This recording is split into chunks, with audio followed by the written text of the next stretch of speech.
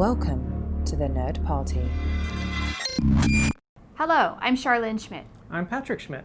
We just watched A Tragedy of Telepaths, episode 10 of season 5 of Babble on 5, and it's time to Babble 5. Much like the Branch Davidians, Byron and his people have cut themselves off, and we are now in a standoff situation. Yeah. The parallels are real. I guess I never understood hunger strikes. For those really to work, the people on the other side really have to care about you. Right, and if they don't, then you just die. Now here's the thing, I don't think that Lochley doesn't care. Yeah. She's kind of in a difficult situation. Her best plan involves Bester and knowing that a lot of people are going to die. That plan sucks. That plan does suck. I keep waiting for her to have an idea. This is not Sinclair we're talking about. Not her style, apparently. No, her style is just to go in and give them a warning. Like, go through all that effort to crawl through all those ducks just to be like, you're gonna die unless you leave. Byron is not even looking to get a homeworld at this point. He has resigned himself already to the idea that he's cut that off by making the other races of the Interstellar Alliance paranoid and shooting at each other, because wherever they go at this point now, they're going to go after them and blow them into bits. He's ready to die. That's how a martyr works, is they prepare themselves to die and then they die. And when you bring Bester in, there's nothing good that comes of that. No, we know that. Byron, I think, knows that. Lochley, I don't know. I mean, Bester's the king of I told you so. He really is. He never misses an opportunity to poke at you a little bit. Oh, 100%. Yeah, and the unfortunate reality is Bester will take care of this situation.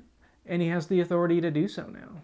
Everybody has backed themselves into their respective corners, and so now this is going to end in the worst possible way for everybody. So, speaking of problems that need solutions... Yes. Sheridan's got a problem on his hands with the Interstellar Alliance. that Sure does. Just doesn't seem to be going away. I am a little bit kind of frustrated by everyone in the Alliance. The Sheridan's show of force with the White Star Fleet was seen as a threat as opposed to protection.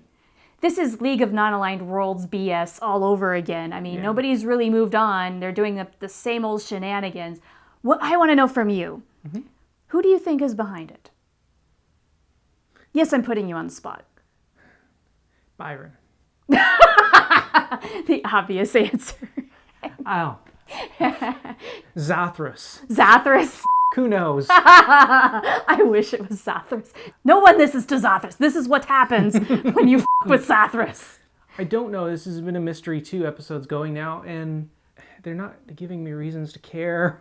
Okay, now that's an interesting thing to say. Because it's creating a lot of problems, and without even a hint or a clue or an inkling as to what's behind it, it just becomes this manifestation of little problems, and man, that gets old and annoying really fast.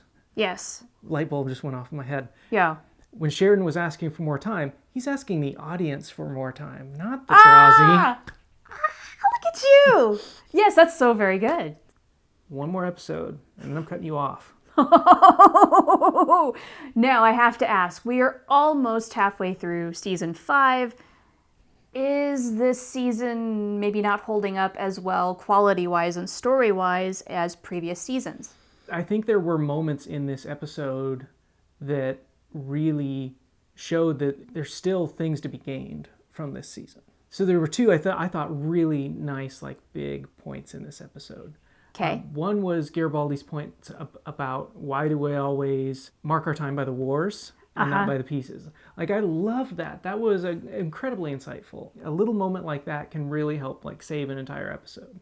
Did it do it for this episode? No, there was an even better moment. Okay. The second point that really I thought was very, very profound is, like, why do we do anything? Why do we follow the orders? Why do we give the orders and then forget about them and then continue to execute them? That was so good. You got so many different little insights into, like, who the Centauri are, but also those self-reflections of, like, man, am I like that? Am I part of a system like that? It was really, really good. And then lo and behold, a victim of this mentality, long forgotten Natoth. Yes. I had forgotten about her. I assumed she was dead. And I loved that arc throughout this entire episode. I mean, moments like that and stories like that are making it still worthwhile. Okay. The bigger arc is a little frustrating at this point, but it's not like I haven't been frustrated by Babylon 5 before. For a multitude of reasons, many of which I think will go away when you rewatch the show in the future someday.